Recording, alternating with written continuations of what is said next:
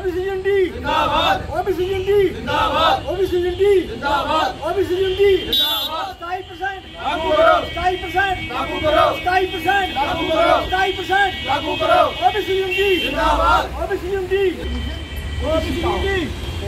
मियां commission OBC का हो, मियां commission OBC का हो, मियां कमीशन ओबीसी का हो। चेयरमैन ओबीसी का हो, चेयरमैन ओबीसी का हो, चेयरमैन का चेयरमैन ओबीसी का हो, चेयरमैन ओबीसी का हो, चेयरमैन ओबीसी का हो, चेयरमैन ओबीसी का हो, मेंबर ओबीसी का हो, मेंबर ओबीसी का हो, मेंबर ओबीसी का हो। 27% लागू करो, 27% लागू करो, 27% लागू करो, 27% लागू करो।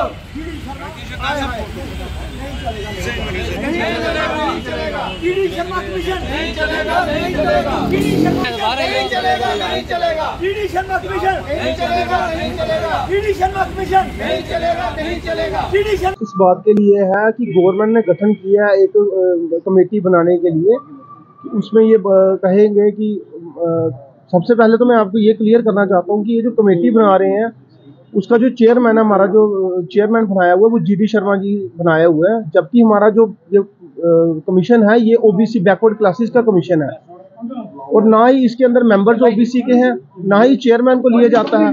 मोर ओवर इन्होंने 15 जातियों को बीच में इंक्लूड कर दिया। वो जातियां, वो क्लासेस जिनको किसी भी जो पुराने कमीशन बने थे, चाहे वो काका क्लिकर हो या वो मंडल कमीशन के, उन्होंने किसी ने भी इनको आइडेंटिफाई नहीं किया था, मगर फिर भी एक सोची समझी चाल के तहत इन्होंने 15 जातियां ऐसी हैं जो बैकवर्ड क्लासेस को दूर दूर तक छूती भी नहीं है, उनको ओबीसी कैटेगरी के बीच में इंक्लूजन किया गया। ये सोची समझी चाल के तहत हुआ है। तो हम यही सब चाहते हैं कि ओबीसी कमीशन जो बनाया जाए उसका जो चेयरमैन हो वो हमारे लोगों में से एक रिप्रेजेंटेटिव बनाया जाए, मेंबर्स भी ओबीसी के हों।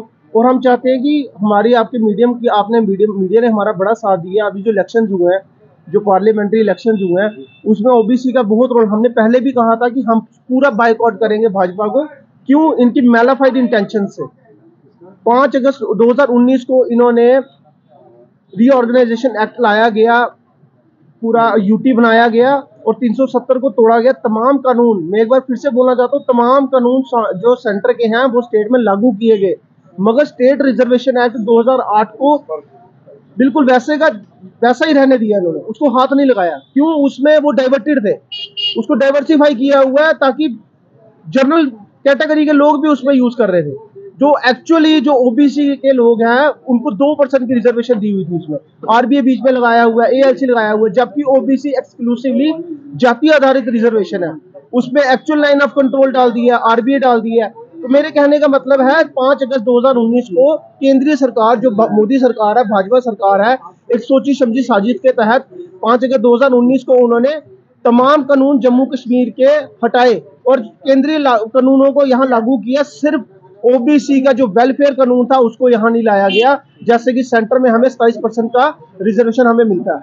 तो आपके माध्यम से मैं यही कहना चाहूंगा, अभी भी आपके पास टाइम है, हम आगे भी आपको, अगर आप हमें सपोर्ट नहीं करेंगे, हमें रिप्रेजेंटेशन नहीं देंगे, आप कहते हो सबका साथ सबका विकास, फिर ये कैसे होगा?